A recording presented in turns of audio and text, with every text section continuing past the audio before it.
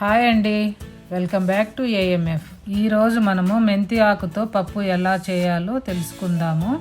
ఈ మెంతి ఆకు మేము ఇంట్లోనే పెంచుకున్నాము మైక్రోగ్రీన్స్గా. సో మనము ఇప్పుడు మెంతి పప్పు ఎలా చేయాలో తెలుసుకునే ముందు మా ఛానల్ని సబ్స్క్రైబ్ చేయండి, లైక్ చేయండి, షేర్ చేయండి. ఈ పప్పు ప్రిపేర్ చేసుకోవడానికి కావాల్సిన ఇంగ్రీడియంట్స్ చూసేద్దామా. మరి ముందుగా 1 కప్పు కందిపప్పు, 2 గుప్పెళ్ళ మెంతి ఆకు, టమాటాలు 3, ఆనియన్స్ 2, పచ్చిమిర్చి 20, నూనె 3 టేబుల్ స్పూన్లు, జీలకర్ర 1 టీ స్పూన్, ధనియాలు 1 టీ స్పూన్, ఆవాలు 1 టీ స్పూన్, 20 వెల్లుల్లి రెబ్బలు, ఎండుమిర్చి 4 లేదా 5, చింతపండు చిన్న ఉసిరికాయంత, పసుపు 1 స్పూను, ఉప్పు తగినంత, మెంతులు 1/4 టీ స్పూన్, ఇంగువ కొంచెం.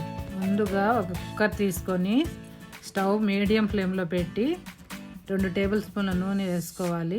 నూనె వేడెక్కాక మనము ఒలిచిపెట్టుకున్న తెల్లగడ్డలు వేసి ఆ తర్వాత ధనియాలు, జీలకర్ర వేసుకొని 2 మినిట్స్ వేయించుకోవాలి. కొంచెం కలర్ మారాక కట్ చేసి పెట్టుకున్న ఆనియన్స్ కూడా వేసి వేయించుకోవాలి.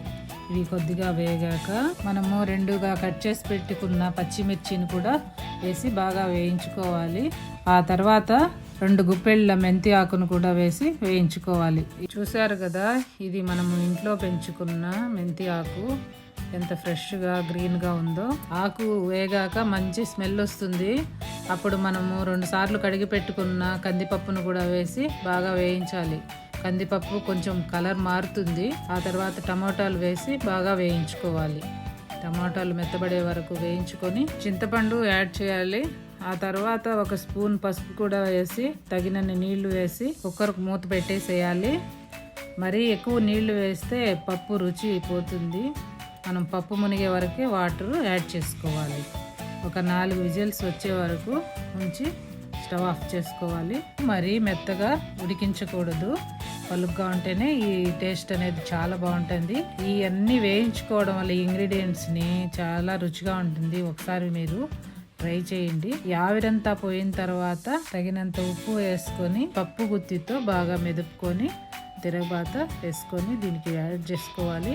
ఇప్పుడు తిరగబాతకు ఒక బాణలి తీసుకొని స్టవ్ని మీడియం ఫ్లేమ్లో పెట్టుకొని 1 టేబుల్ స్పూన్ ఆయిల్ వేసుకోవాలి. ఆయిల్ వేడెక్కాక ఆవాలు, కచ్చాపచ్చాగా దంచుకున్న వెల్లుల్లి, 4-5 ఎండుమిర్చి, కొంచెం పచ్చి కరివేపాకు యాడ్ చేసుకోవాలి. ఇవన్నీ వేడెక్కాక 1 చిటికెడు ఇంగువ కూడా వేసుకోవాలి.